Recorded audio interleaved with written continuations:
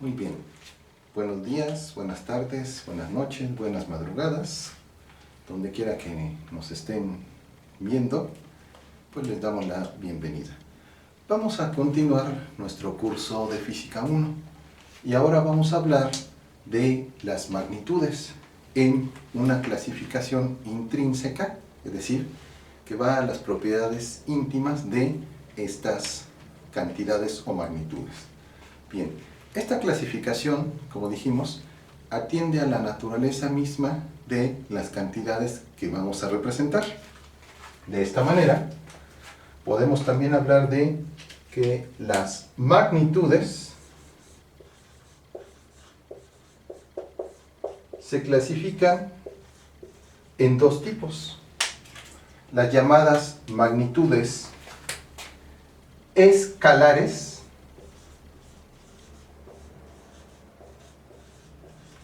y las llamadas magnitudes vectoriales.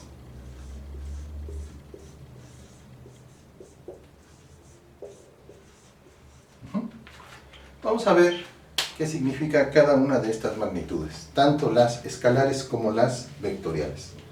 Las magnitudes escalares, como su nombre lo indica, vienen de escala, es decir, son magnitudes o cantidades que se refieren a una escala. Puede ser una escala de tiempo, una escala de distancia, una escala para medir masa, etc. ¿Qué son las magnitudes escalares? Pues bueno, van a tener como característica principal o característica relevante lo siguiente: que solamente van a estar definidas por un número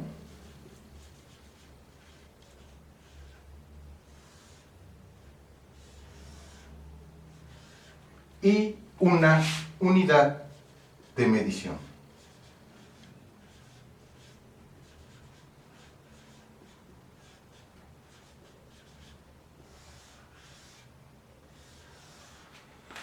Con estos dos factores ya tenemos toda la información sobre las magnitudes escalares. Bien, ¿por qué queda caracterizada una magnitud escalar con un número y una unidad de medición? Bueno, porque hay magnitudes o cantidades en la física que con esta información ya está representada una característica particular del fenómeno. Vamos a ver algunos ejemplos simples. Si hablamos de 6 kilogramos,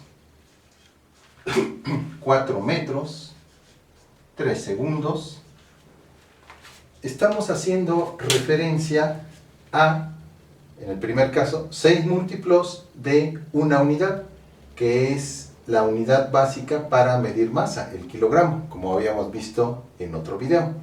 Entonces decimos que son 6 múltiplos de la masa patrón, que entendemos como kilogramo, para medir masa. Con esta información ya tengo todas las características de esta magnitud, que en este caso se llama masa, que se representa comúnmente con la letra M minúscula. Si estoy hablando de una longitud, pues al decir, por ejemplo, 4 metros, ya tengo toda la información, es decir, 4 veces el patrón de medición que tenemos como metro, que puede ser el referido al patrón internacional, o bien en mediciones prácticas a una simple regla o división o marca donde esté especificado el metro. Por lo tanto, 4 metros ya me está dando la información total, en este caso de una longitud. De la misma manera, 3 segundos me está diciendo que es 3 veces el múltiplo de la unidad que se emplea para medir el tiempo, 3 segundos. Es decir, con 6 kilogramos, 4 metros, 3 segundos, ya tengo toda la información que me está dando este parámetro. No necesito ninguna más. Estas son entonces las magnitudes escalares. Magnitudes escalares hay varias. Está la masa, que ya vimos, la longitud, el tiempo. Otra magnitud escalar importante es la temperatura, que se puede medir en Kelvin, la escala científica, o bien en grados Celsius, que es la unidad más común que utilizamos nosotros. Bien. Sin embargo, hay magnitudes en la física que requieren más que un número y una unidad de medición. Son precisamente las llamadas magnitudes vectoriales. Esto se deriva de la palabra vector. Vector tiene muchos significados en la medicina, en la biología, etc. Pero en la física lo vamos a entender como una entidad matemática que consta de tres cosas. Un módulo, cuyo sinónimo también puede ser tamaño o cantidad. Un módulo, una dirección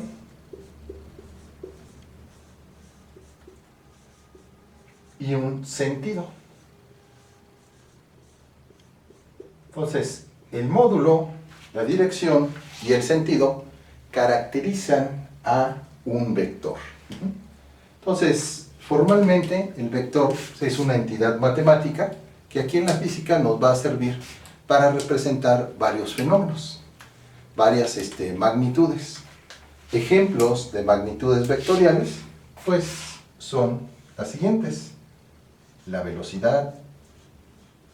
Cuando hablamos de velocidad, hablamos en general de un vector.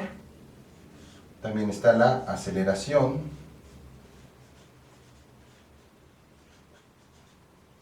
la fuerza, puede ser también, que esto lo vamos a ver ya pero en el curso de Física 2, el campo magnético o el campo eléctrico.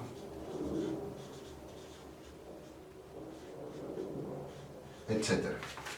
Hay diferentes magnitudes vectoriales.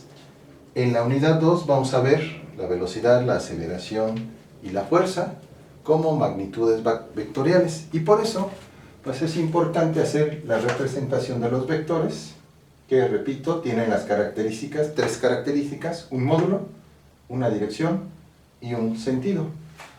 Vamos a ver enseguida un ejemplo simple de por qué son importantes las magnitudes vectoriales y además la razón de que requieran un módulo, una dirección y un sentido para ser caracterizadas.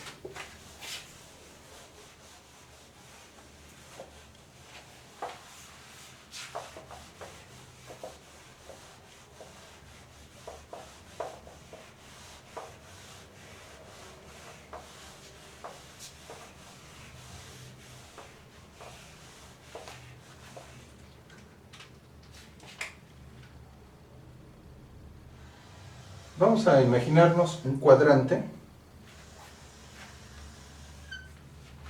en el cual está situada en el centro una persona que va a caminar. Vamos a identificarlo, pues, con la rosa de los vientos, norte, sur, este, oeste.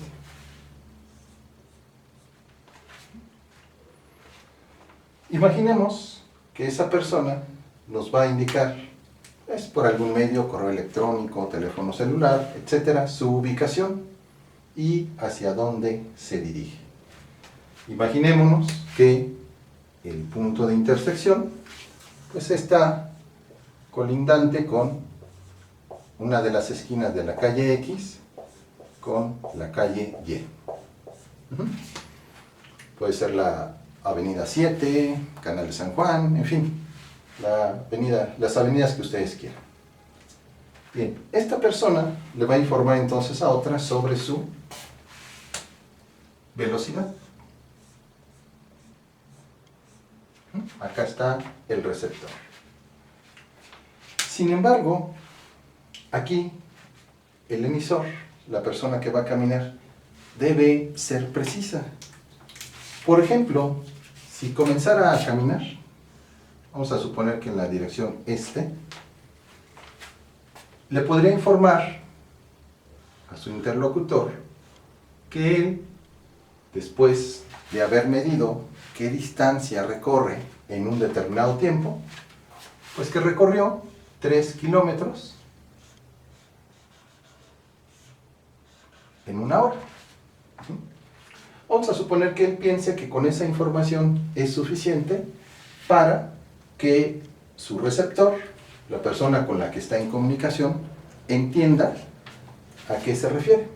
Bien, entonces él le informa, voy a 3 kilómetros por hora, o bien recorrí 3 kilómetros en una hora, o 3000 metros en una hora, o 60 minutos, o 3600 segundos.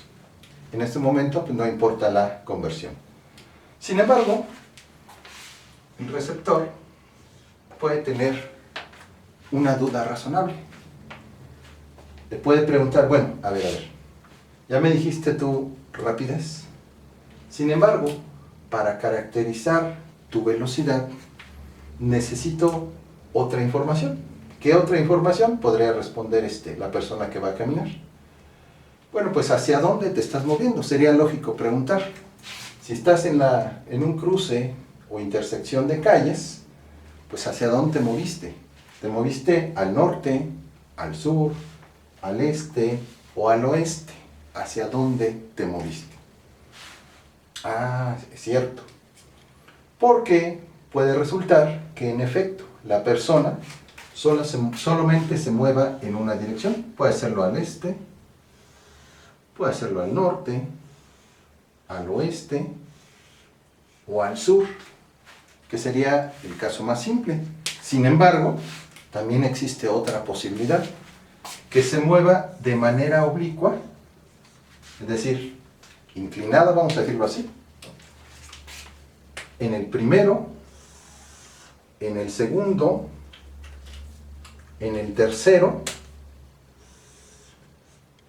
o en el cuarto cuadrantes. Entonces ya la situación se complica un poco más. ¿Por qué? Porque vamos a suponer que la distancia entre estas dos personas fuera de unos 6 kilómetros. Entonces, razonablemente podría pensar esta persona, si sigue caminando, en 2 horas, pues va a estar cerca de mí. Sin embargo, si no le informa la dirección de su movimiento, puede que se aleje. Si va hacia el este y esta persona está ubicada al este, el receptor, entonces sí, en 2 horas lo alcanza. Pero si se fuera en dirección contraria, más que acercarse, se aleja, se va a alejar 3 kilómetros. Hacia el norte o hacia el sur, igual, no va a llegar a su encuentro o a las cercanías de esta persona. Por lo tanto, es razonable que esta persona le diga, bueno, dime tu dirección. Vamos a suponer que la persona caminó en forma oblicua y que en un siguiente momento se encuentra en esta posición. Entonces, esta persona debe informar que está caminando al noreste en una determinada dirección. Vamos a suponer que fueran 45 grados. Estoy caminando al oeste en 45 grados. Aparentemente ya es toda la información. Sin embargo, si el receptor es muy perspicaz, le puede decir, a ver, te ubico entonces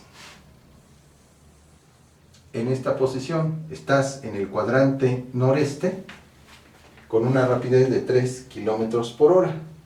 Pero él, en principio, no sabe hacia dónde se está moviendo. Por lo tanto, ya tiene una dirección.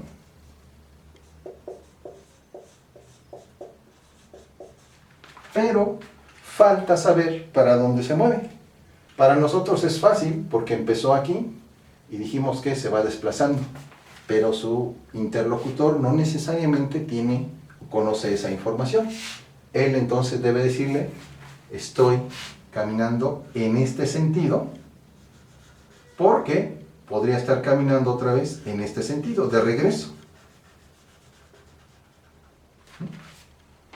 Entonces, para nosotros es lógico que llevaba este sentido, pero para la otra persona no, porque pudo haber iniciado no necesariamente en este cruce, sino en otro, después se equivocó la dirección y se regresó, como a veces nos pasa muchas veces cuando perdemos la dirección o nos equivocamos de la ruta.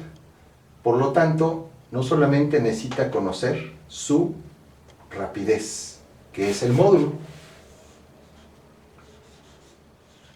y no solo necesita conocer la dirección, que en este caso es la inclinación, y el cuadrante sobre el cual se está moviendo, el cuadrante 1, o en la dirección noreste, sino también necesita conocer el sentido.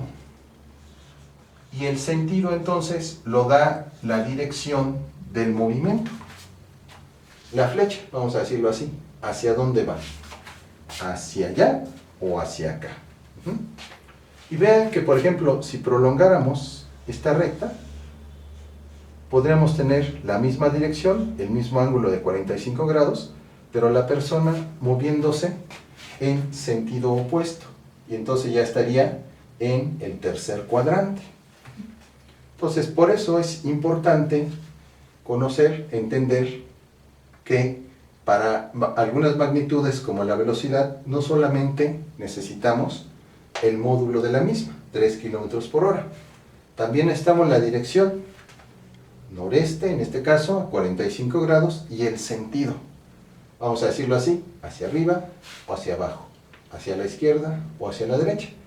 Y ya con esta información entonces, la persona podría estimar, si está a una distancia de 6 kilómetros, que probablemente llegaría en 2 horas, si es que la persona avanzara hacia el este, o un poco más de tiempo, si está realizando su avance en un ángulo diferente.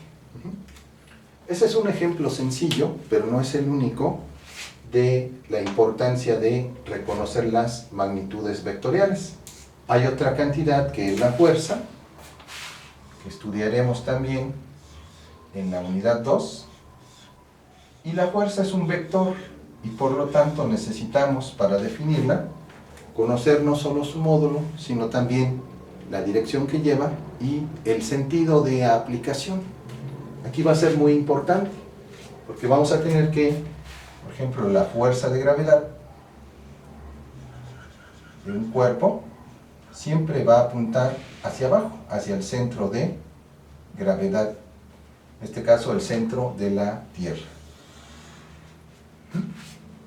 Que en principio, aunque el módulo de la fuerza sea igual al peso, producto de su masa por la aceleración de la gravedad, el sentido siempre va a ser en dirección al centro de la Tierra. Y esa va a ser una característica muy relevante de la gravedad.